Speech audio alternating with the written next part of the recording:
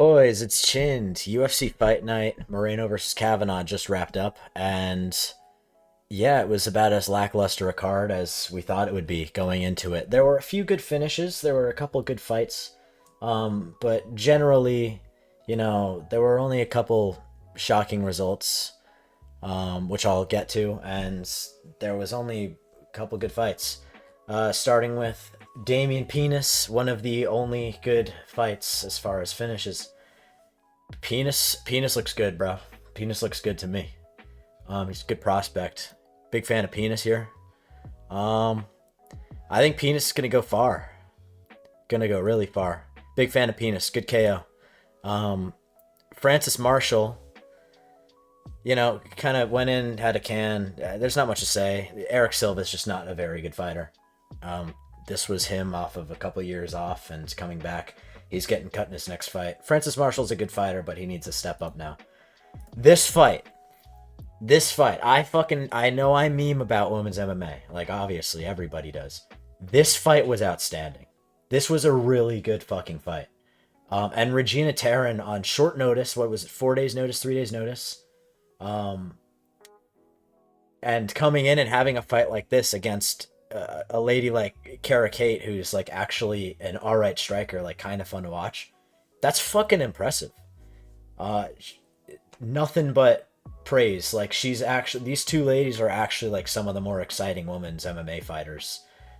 Like, it's a good change. I hope it's like the new precedent. Like, oh, but everybody that's coming up, I hope that they're setting a new precedent for them. Like, we gotta have some fucking fights where people actually care to watch them, and if they're all like this with these two, this is, it's a good addition, both of them. I'm looking forward to Taryn's next fight, because she's got a wacky style, but she's kind of got that dog in her. It was a great fight. Moving on to Javier Reyes versus Douglas Silva de Andrade. I thought de Andrade folded the shit out of Reyes in the beginning of this round. And no, he didn't. I thought the stoppage was kind of shitty, but whatever. I picked Reyes to win. And he got it done. So there you go. Reyes is a alright fighter. Good finishing ability, but I think if he fights anybody, actually in their prime and not a 41-year-old nearly, he'll probably get finished. Holy fuck, bro. Chris Moutinho is one of the worst fighters I've ever watched. Like, I actually think at size parity, Chris Moutinho probably loses to CM Punk. I'm not gonna lie, bro. This guy fucking stinks. What does he do? Zero fast twitch. He is a slow ass, like, herky-jerky fighter who walks at you. What is he good at? Let's take a look. Chris Moutinho in-depth career breakdown right here. He decisions you, okay? So, alright. Decisions you. He's got a few subs. He gets subbed. And he has a majority of his wins by KO TKO. I just want to know, who the fuck is getting knocked out by Chris Moutinho? Like, any of these fighters that are getting TKO'd, Mateus Silva, okay, Elijah Harris, Johnny Campbell retired against him. Again, zero context whatsoever, but these guys should retire instantly. If you are losing, let alone losing, getting finished by Chris Moutinho, this is not your profession. This is not the profession for you. He sucks. He should be cut. Whatever, man. Chris Quinones doesn't look like a good fighter to me either. I actually thought that he should have gotten him out of there. Every time he threw the right hand, it was landing flush on the chin, and he kind of abandoned it halfway through. Didn't throw it as much. Weird fight. Shit fight, too. Eileen Perez, this fight happened. Shit fight. Picked Eileen Perez, is what it is. At least I got it right. Jose Medina, another fight. Like, this is the reason nobody was hyped for this card. It's because everybody that was supposed to lose, or everybody on this card that was a big underdog, was, like, rightfully a big underdog. Like, they were cans. Like, you have Chris Moutinho, Jose Medina, and, like, Wes Schultz and Eric Silva. Like, these are Kevin Borjas, even though he had a good fight.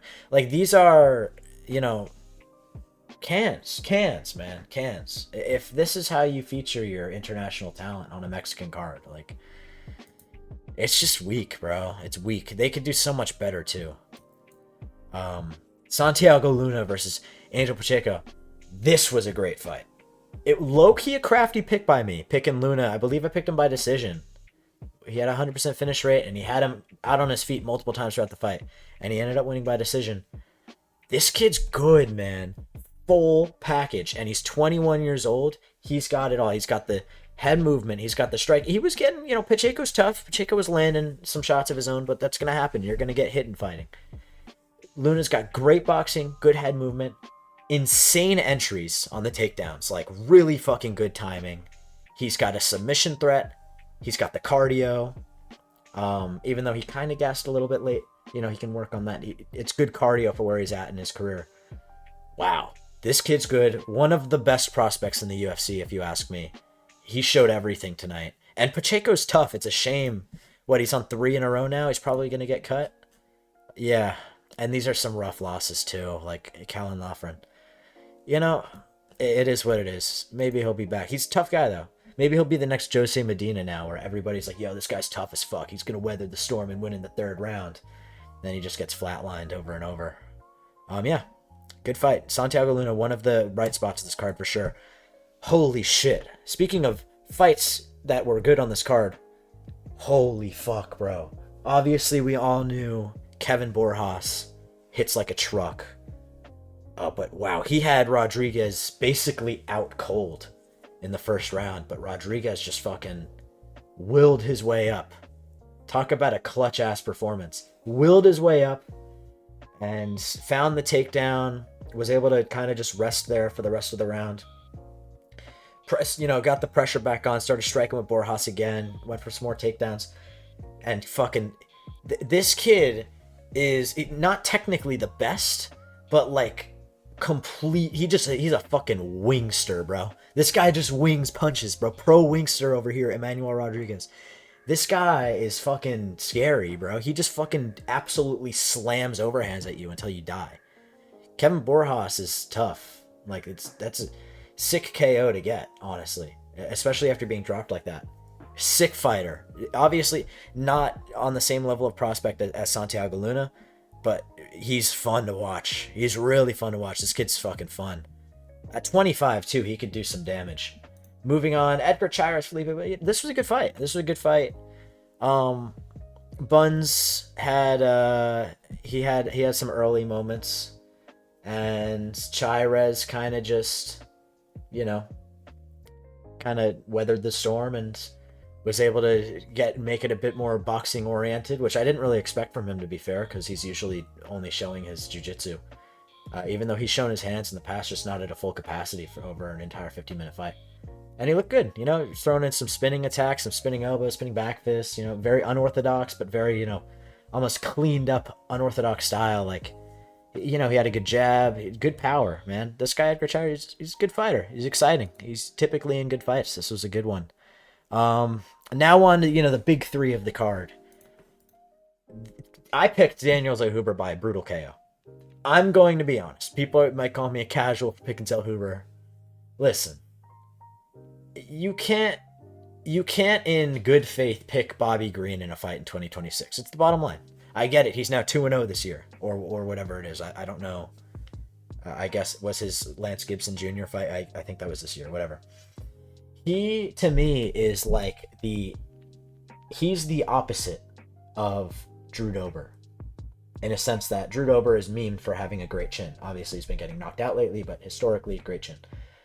Bobby Green, just all throughout his career, shit chin, flatline. When he gets hit, he goes out bad, and I get it. Part of his style is that, and it's like he has good head movement, so he's not going to get hit often, but when he does, he gets hurt bad.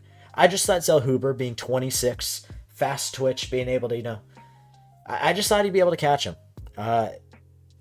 This fight made me realize Bobby Green is super underappreciated, though. Like, by people like me, for example, picking against him like that. He's a can, but he's a fucking fun can, and he's a fucking cool-ass fighter. Flowers to Bobby Green. I'm still not calling him king, though. That's some gay shit. Yeah. Bobby Green. Tough. Sick KO. I mean, the fact that he was able to get the finish is super impressive. What a performance. Sick fight. Wow, he didn't get a bonus for that? Jesus fucking Christ, dude. He didn't get who got a bonus? Kavanagh, Rodriguez, and then the fight of the night? Was this a... Yeah. Wow, okay, that's fucking weird. Bobby Green got robbed of 100 grand. That is so bizarre. Moving on. What is there to say, man? He did it again. This piece of fucking shit. This piece of shit. There's nobody I hate more on the roster to watch than Chito Vera. And it's not... Listen, I'm sure Chito Vera is a fucking great guy. And he seems like a nice guy, you know, that he's very uncharacteristic. Like his tattoos are not... They don't match his personality. He seems like a very nice guy. And, you know, his daughter and all that. And put all of that aside. Chito Vera as a fighter, I fucking hate him, dude. It's so hateful. It's so hateful between me and him, bro. Oh my god, it is so... I didn't even pick him to win this fight. I picked David Martinez confidently. And I cannot go through... Please cut Chito Vera. I cannot go through another fucking fight where I have to watch this guy have a, you know, his whole fucking family and his whole fucking corner and his coaches that believe in him somehow still after all this time and his fucking fans that still somehow fucking believe in him. And he goes in and he does fuck all in the first 2 fucking rounds like usual. And then he goes in the 3rd fucking round and he has the guy fucking absolutely done and he doesn't do jack shit with it. I fucking hate Chito Vera. I picked against him confidently. This is not like, I didn't lose money on him. I made money on, like, none of that's involved.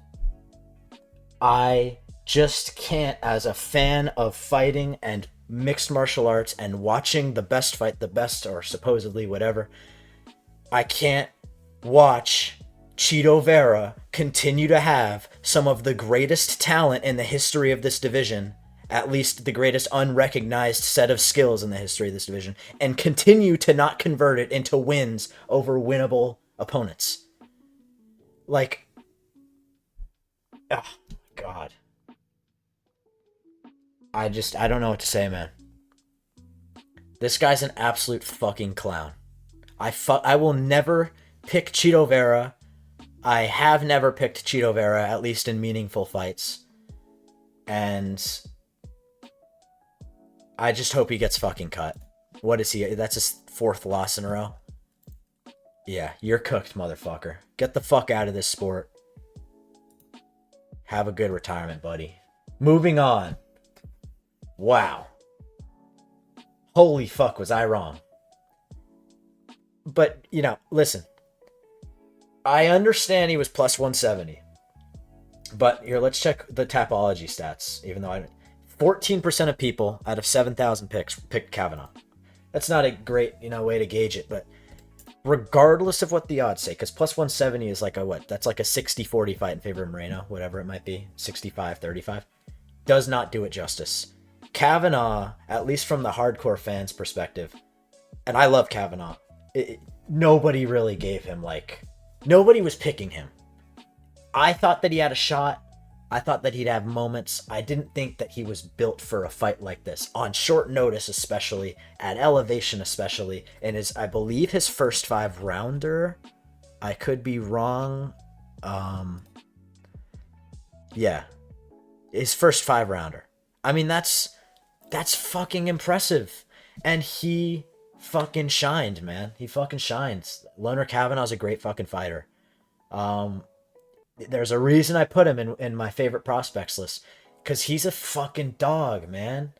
I didn't think that he could come back after getting flatlined. And, you know, usually to me, like, when you have a loss like that, especially if it's the first in your career and you're young and you have the ability to improve, when you have a loss like that to energy, like you get flatlined for the first time, to me, just from what I've seen in the sport, it's like, you know, you have to have a bounce back. You have to go to the gym, you have to work on your style, make the changes, and then have a bounce back fight, kind of like a layup, especially if you're unranked like Kavanagh is. And, you know, you have to put what you changed in your style to the test. And then you gain confidence in your new style, and then just like, Kavanagh made the changes seamlessly, and applied them to a fight against the number 6 in the world on 2 weeks' notice at Elevation just as seamlessly. Hands up, pretty much every single time he moved out of the pocket. Moreno was going for the lunging left and right hooks, which obviously was made to catch Kavanagh in the case that he had his hands down, which he always did, but this time he didn't. Kavanagh made all of the proper adjustments to become a world-class fighter, and here he is. He's going to be ranked, what, number 6 or something? Number 5, whatever Moreno was. Yeah, I mean, what a performance. What is there to say? Moreno, he went in there and he clearly, you know, he had that dog in him. Good on him for staying in there, especially because he was getting clipped a lot in those first couple rounds. And there was that point in the second round where Kavanagh was just teeing off on him. He stumbled him bad. You know, you see Moreno dropped every once in a while, like by people like Pantoja and Figgy, but I can't recall the last time he's been that badly hurt. Like, he was borderline KO'd there. Like, he was really on wobbly feet. He had really good recovery. And then after that, he kind of just resigned himself to, I'm going to just try and fucking rob Jose Aldo my way to this decision, and it didn't work. I was low-key skeptical that they would rob him, because I had it 2-2 going into the... Well, most people had it 2-2 going into the 5th. I had it 3-1, but I was expecting 2-2 because I saw so many 2-2s online. And I scored it ultimately 4-1 Kavanagh or 3-2 at the worst. I was expecting them to low-key rob Kavanagh, though. Just, you know, historically they tend to give you these types of, you know, fights that, or scores that are kind of like, they just favor the grappling, especially when you're against the fence like that, which is why people hated Merab so early on. But man, even in Mexico, Kavanagh got a clean-cut unanimous decision. What a performance. What a striker. Incredible takedown defense. If he fights like that, man, I'd love to see him against fucking Cop. If he could fight Cop, if they can get that together in the UFC, number one contender fight, winner fights the winner of Van versus Tyra. Whoa, bro. The flyweight division's low-key back as fuck. We got a new, you know, group of people in the top 5 now. We got Kyoji, Loner, you know, Cop, Tyra, Van, all these new people, and Pantoja, who's been there, obviously. The flyweight division is literally one of the best in the UFC right now. Maybe people don't agree, but I believe that. Literally one of the best, at least excitement-wise. I mean, it's all young, fresh fighters, and if they're not young, they're like Kyoji, and it's just all fresh matchups. Fun, man. It's fun. I'm happy Kavanagh won. He's one of my favorite prospects. I'm fine to get this main event wrong. Man, very impressive fight to cap off what was otherwise, you know, a pretty shit card. Very forgettable card. Only thing Mexico's got going for them are their prospects. I'll say that. They have some good prospects. Yeah, that was the card. Yeah, so I went 10-2 on this card. The only fights I got wrong were the Bobby Green fight in the main event. I'm happy with that. I'm just fucking happy I got this fucking Chito fight right. I said Martinez KO. I was trying to be cocky. Picked Martinez, though. That's all that fucking matters. I don't give a shit if he was a favorite. I picked against Chito Vera and he lost. And that makes my fucking day. Next week, boys, we have fucking Charles versus Max. Okay? Prediction video will be out tomorrow. I can't fucking wait. This has been Chinned. Thanks for watching. I'll see you guys in the next one.